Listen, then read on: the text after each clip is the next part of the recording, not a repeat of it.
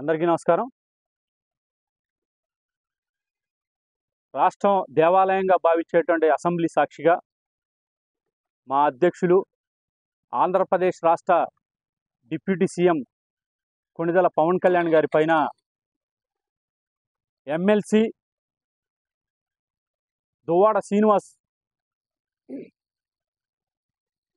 Janasena party అధ్యక్షులు పవన్ కళ్యాణ్ గారికి రాష్ట్ర ముఖ్యమంత్రి అయినటువంటి శ్రీ నారా చంద్రబాబు నాయుడు గారు 50 కోట్ల ప్యాకేజీ ప్రతి నెల ఇస్తున్నాడు, అందుకనే పవన్ కళ్యాణ్ గారు మాట్లాడలేదని చెప్పనేటువంటి విధంగా ఆధారరహితంగా విమర్శలు అయితే చేశాడు. ఆ రోజున అసెంబ్లీ సాక్షిగా చేశాడు ఆయన.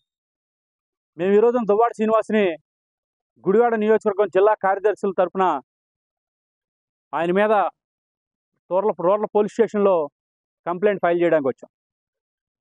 ఓ బాధ్యత కలిగినటువంటి పదవిలో ఉండి ఆయనకంటే పెద్ద బాధ్యతలో ఉన్నటువంటి డిప్యూటీ సీఎం హోదాలో ఉన్నటువంటి పవన్ కళ్యాణ్ గారి పైన అసెంబ్లీ ఆవరణంలో ఏదైతే బడ్జెట్ సమావేశాల సెక్షన్ ప్రారంభం రోజు నువ్వు చేసినటువంటి విమర్శలకి నువ్వు ఆధారం చూపించాలని చెప్పని ఈ సందర్భంగా మేము జనసేన పార్టీ తరఫున కోరుతా ఉన్నాం.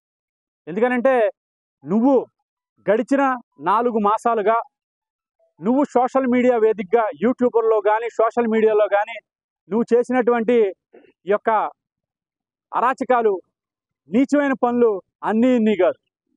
ఎందుకనంటే నీ కూతురు వయసు ఉండేటువంటి అమ్మాయితో సాక్షాత్తు తిరుపతి దేవస్థానానికి వెళ్ళి చేయలేని పనులన్నీ కూడా కలియుగ వెంకటేశ్వర స్వామి దేవస్థానంలో నువ్వు నీచమైన పనులు చేసావు. నువ్వు నీ కూతురు వయసు ఉన్నటువంటి అమ్మాయితో నువ్వు ఇంకా డైవర్స్ కూడా తీసుకోకుండా అక్కడికి తీసుకెళ్లి చట్టాపట్టాలు వేసుకు తిరుగుతున్నటువంటి దృశ్యాలన్నీ కూడా రాష్ట్ర ప్రజానికం అంతా కూడా చూశారు.